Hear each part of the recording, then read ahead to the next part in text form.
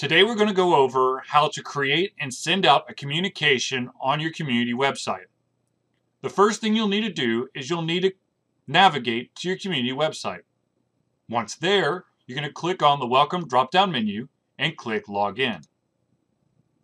You're then going to utilize the username and password that has been provided to you for this website.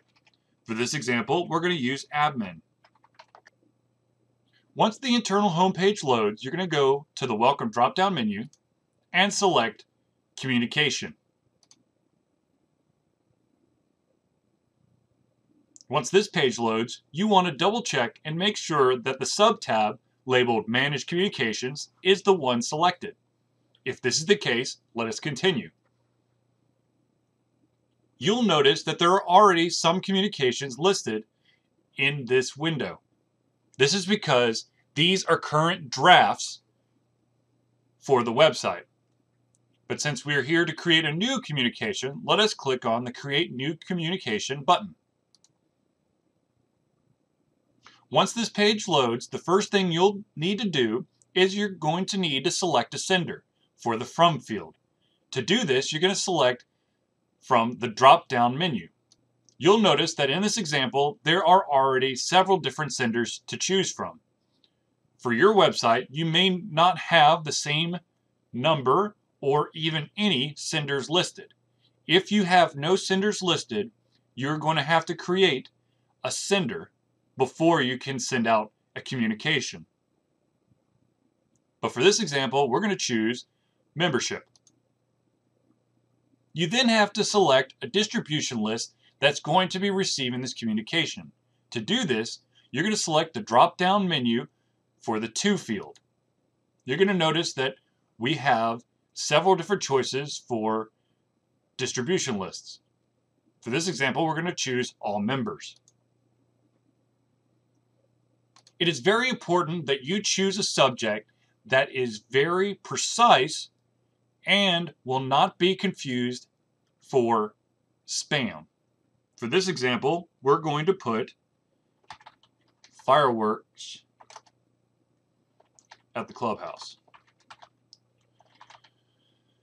You then have the ability to file this communication under different categories.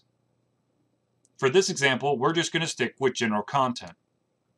Once this step is done, we're going to click on the Content tab.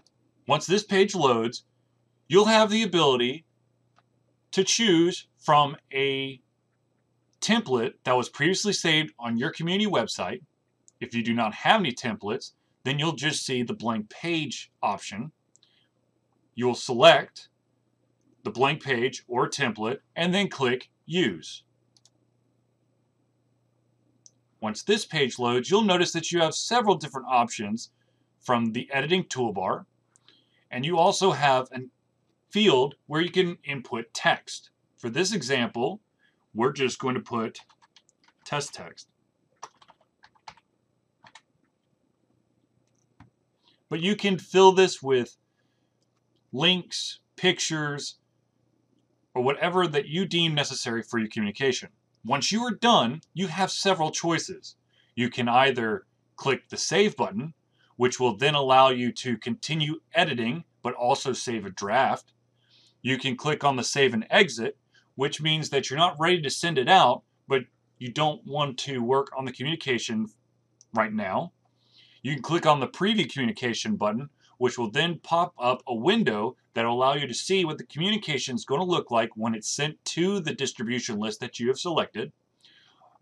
You can select Send Communication, which will send the communication to the residents on the distribution list that you've selected. And finally, if you think that you have messed up and you do not want to save this communication, you can always click on Cancel.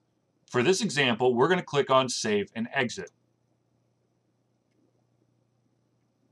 You'll now notice that the fireworks at the clubhouse is now available in the Drafts folder.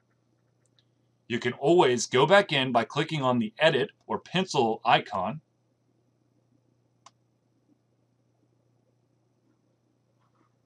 And you can pick up where you left off. Once you're done, all you need to do, once again, is click on the Send Communication button, and you are done. You have now learned how to create and send a communication on your community website.